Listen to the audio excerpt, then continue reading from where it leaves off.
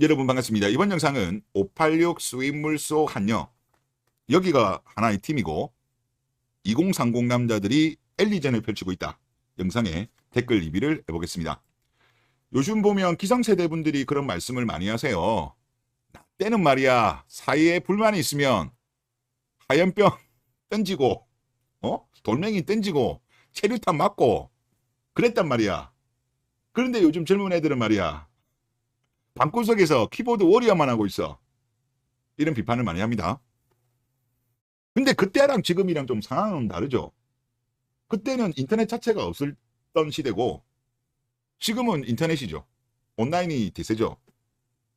그렇기 때문에 본인의 어떤 여러 가지 의사에 대해서 온라인에 많이 표시해요.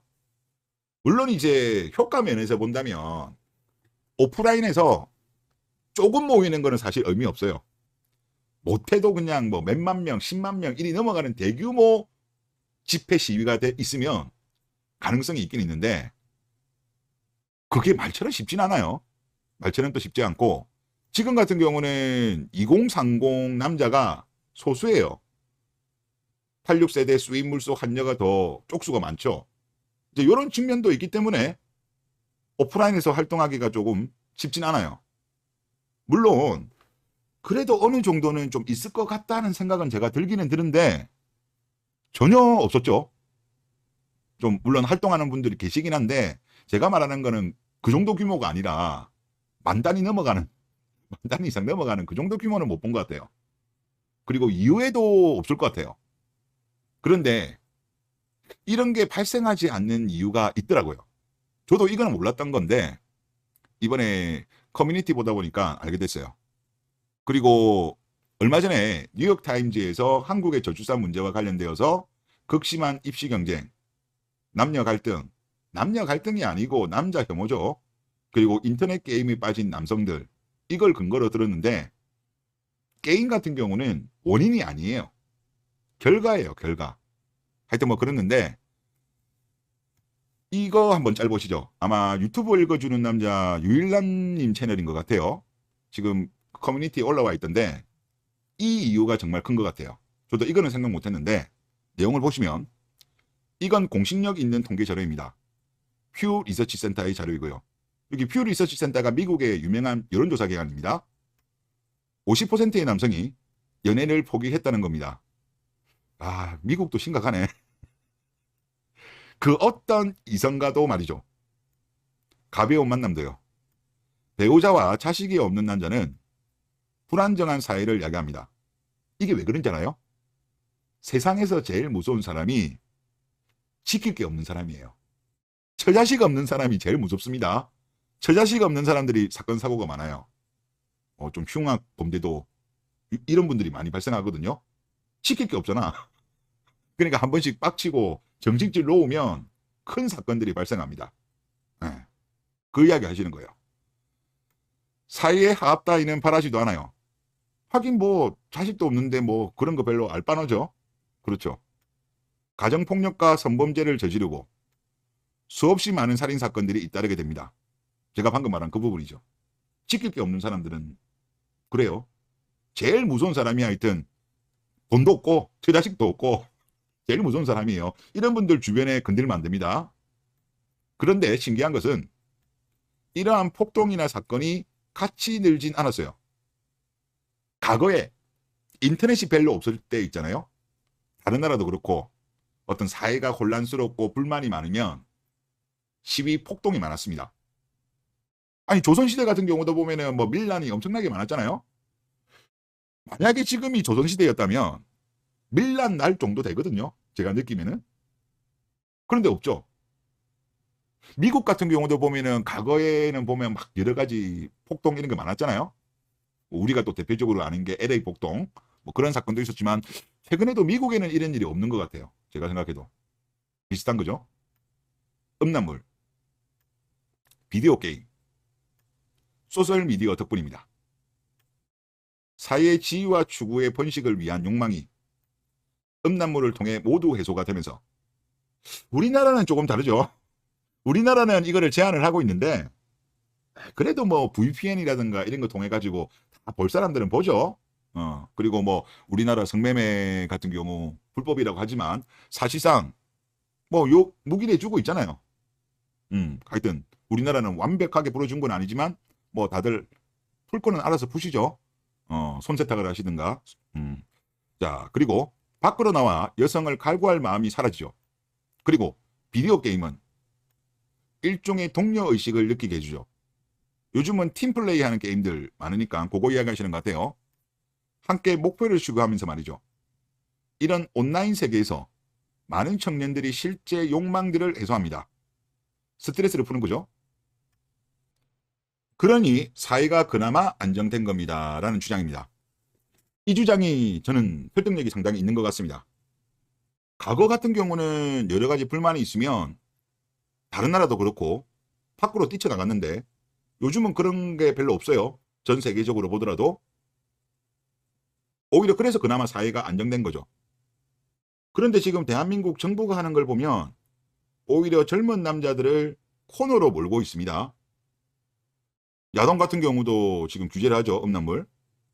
그리고 SNS 같은 경우도 최근에 뭐 특정 성별에 대한 혐오하는 표현에 대해서 뭔가 제재하려는 이런 움직임도 지금 있습니다.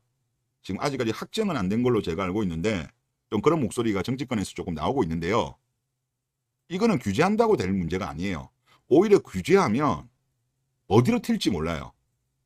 지금 기성세대들은 오히려 시위해라, 돌멩이 던져라, 화염병 던져라라고 부추기고 있는데 이들은 이런 선택을 안 할 겁니다. 제 생각에는. 오히려 중국처럼 될 가능성이 저는 높다고 생각해요. 우리나라는 M4죠. 중국은 탕핑입니다. 일단 지금 한국에서 나타나는 현상은 뭘까요? 일단 말도 되지 않는 초저출산 현상이 발생하는데 이거는 각종 사회 문제와 한국 여자를 거부하는 비폭력 불복종 운동이라고 저는 생각합니다.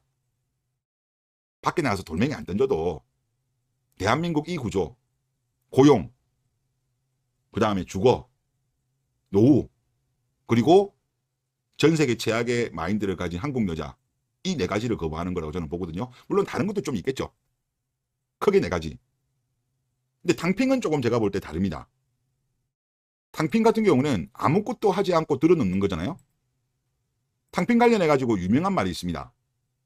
3개월을 직장에 나가지 않으면 공산당의 힘이 모두 소모되고 반년을 일하지 않으면 새로운 중국을 맞이할 수 있다. 그러니까 중국 청년들 입장에서는 자유로운 발언도 하기 힘든 분위기죠. 근데 불만은 이미 폭발했어요. 그러니까 폭력적 시위는 못하지만 비폭력 불복종 시위로 바뀐 거죠. 그렇게 하면서 얘네들은 뭐냐면 체제를 바꾸고 싶은 거예요. 지금 중국의 체제에 대한 저항입니다. 우리는 체제에 대한 저항은 아니에요. 구조를 바꾸어 달라. 그리고 한국 여자들 거부한다. 성격이 다른 거죠. 그러니까 대한민국 남자들을, 젊은 남자들을 지금 보면 아직까지도 여자들은 우쭈쭈 해주는데 남자들을 계속적으로 코너로 몰거든요. 그러면 결국 이들이 선택하는 거는 탕핑, 탈조 이런 쪽으로 빠집니다. 국제결혼. 그래서 이렇게 가는 건 아니다. 하여튼 이런 거를 좀 알아주셨으면 좋겠다. 그런 생각이 듭니다. 댓글 보겠습니다. 멸망전 저는 대찬성입니다. 누가 먼저 죽는 소리 하는지 결과는 뻔합니다. 시작 단계인데 지금도 죽는 소리 하는 여자들 너무 많네요. 팝콘각입니다. 이렇게 하셨는데 밖으로 나갈 필요 없어요. 그럴 필요 없고 지금 진행되는 속도가 엄청나게 빠르죠. 엄청나게 빨라요. 지금 최근에 혼인 감소 저출산 속도 보면 가속화되고 있거든요. 어느 정도 시간이 걸릴지는 모르겠습니다만은 지금 일단 현재만 제가 느끼기에는 연초에는 그 정도까지는 아니었는데 이번에 3, 4분기 출산율 결과를 보고 나서 그 이후로 정치권, 기성세대, 언론, 기업들 공포를 느끼고 있는 것 같아요. 공포를 느끼고 있는데 물론 지금까지는 여자들 목소리만 경청하고 있는 것 같습니다. 총선 때문에 그런 것 같기도 한데 총선 지나고 나면 좀 바뀔 수도 있지 않을까라는 생각을 약간은 하는데 그건 일단 지켜봐야 알 것 같고 총선 때까지는 여자 눈치 볼 수밖에 없어요. 근데 그 이후에도 만약에 여자 우쭈쭈, 여자 이야기만 들어준다? 그러면 뭐 큰일 났죠. 큰일 났죠. 하여튼 뭐 그런 것 같고, 나중에 되면 결국은 남자들 목소리 저는 들어줄 거라고 생각합니다. 언젠지 모르죠. 진짜 완전히 박살나고 난 이후에 들어줄지, 그나마 좀 정신 차려가지고 총선 끝나고 나서 남자들 목소리 들어줄지 모르겠는데, 결국은 본인들도 살기 위해서라면 어차피 연애는 여자가 해도 결혼은 남자가 하잖아요. 그리고 출산에 대한 문제를 해결하려면 남자가 수정을 시켜줘야 되잖아요. 남자가 수정을. 지금 남자들이 연애도 안 하는데 결혼도 안 하는데 수정이 되어야 출산을 할 거 아닙니까? 그래서 이 저출산 대책을 수정을 하는 쪽으로, 수정을 유도하는 쪽으로 그렇게 포커싱을 해야 되는 것이 아닌가, 그런 생각이 듭니다. 저번에 그 서울대생이 댓글이었죠. 다음 댓글 보겠습니다. 82년 김지영의 역사. 한국 처음으로 공주님 소리를 듣기 시작. H.O.T. 제키 팬덤의 시작. 일명 빠순이죠. 된장녀의 시초. 180 이하 루저남 만든 세대. 맘카페의 시초. 캣맘의 시초. 맘충의 시초. 노키즈존의 창시자. 여성시대의 상징. FM의 시초. 해조의 시초. 마통의 시초. 시엄마와 고부 갈등 유전자 만든 창조주. 이혼 반반 논리학 박사. 명품 소비 해외여행 전재산 탕진. 유치원 선생 갑질. 학교 선생님 갑질. 대단한 업적을 세웠습니다. 아직 안 끝났어요.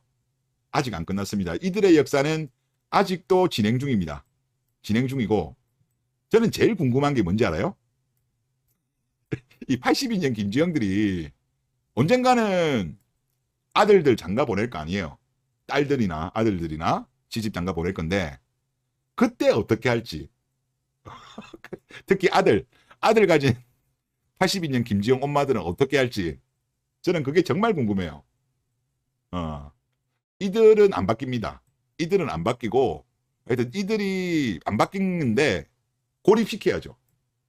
고립시켜가지고 이들이 목소리를 내지 못하게 전방위로 압박을 가해가지고 목소리를 사라지게, 영향력을 없애버려야 돼요.